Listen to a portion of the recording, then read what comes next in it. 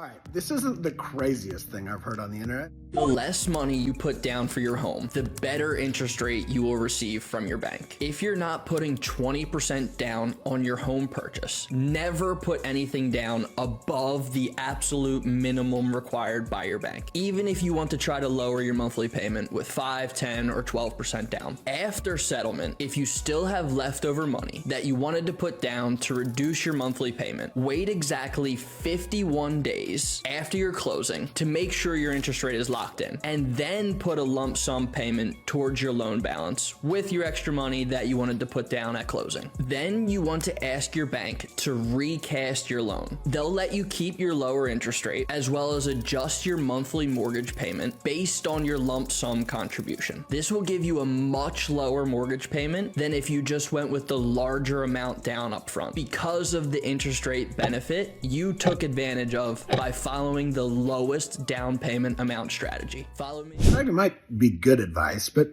let's break it down. Let's look at the reality. Now, what he's referring to are what are called loan level price adjustments. You see, when you get a conventional loan, or really any type of loan, there's a matrix that your lender is going to look at when they price your loan. Based on the loan to value, the credit score, the intended use, etc., it can increase or decrease the cost, not the rate, the cost of your financing.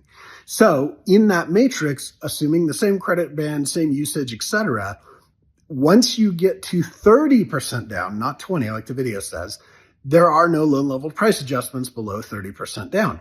Once you get above 30% down, so if you put less than 30% down, then the higher you go, actually the lower the loan level price adjustments. Now, here's the key to understand. The difference between like 95 and 90% loan to value or 5 to 10% down is maybe an eighth to a quarter in the cost of your mortgage.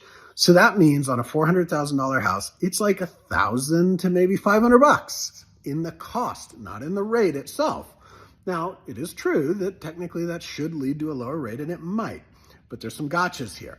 One of which is mortgage insurance. Anytime you put less than 20% down, you're going to have to carry mortgage insurance. That mortgage insurance premium at, call it 90% loan to value, is probably like 0.15. When you go up to 95% loan to value, that same mortgage insurance premium is probably more like 0.19 or 0.2. What that means is that you're going to pay $20, $30, $40 a month more in monthly payment just because of the difference in the mortgage payment. And if you didn't save anything on the rate, or maybe you only saved an eighth, that may just be a wash, okay? So know the facts, but that's actually not the thing that makes this bad advice. The thing that makes this potentially bad advice is the thought that you can automatically recast your home loan. Now, that recast feature that he talks about, that is not a gimme. There's nothing in your loan docs that says the lender has to do this, okay?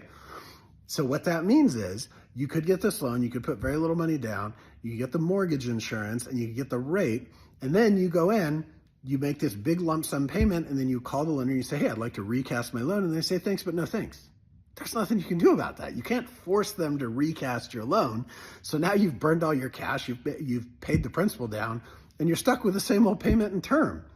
There's nothing that says they have to. And by the way, even if you get a lender that says they will, they can sell the servicing of that loan to somebody who won't. And there's nothing you can do about that. Now, the second thing that's another gotcha that, maybe this is still good advice, but you should pay attention to, is that mortgage insurance for both Fannie and Freddie require a 2-year seasoning period. So what that means, you buy that house in October, you're going to make your first payment in December. You need to make 24 payments. So it's going to be December 2 years later, or 26 months after you close, of paying that mortgage insurance before you can apply to get it removed. And by the way, you're going to have to pay for an appraisal to get it removed unless you get back to the 20% down from your initial purchase, which if you had 20% down, you probably should have just put it down in the beginning.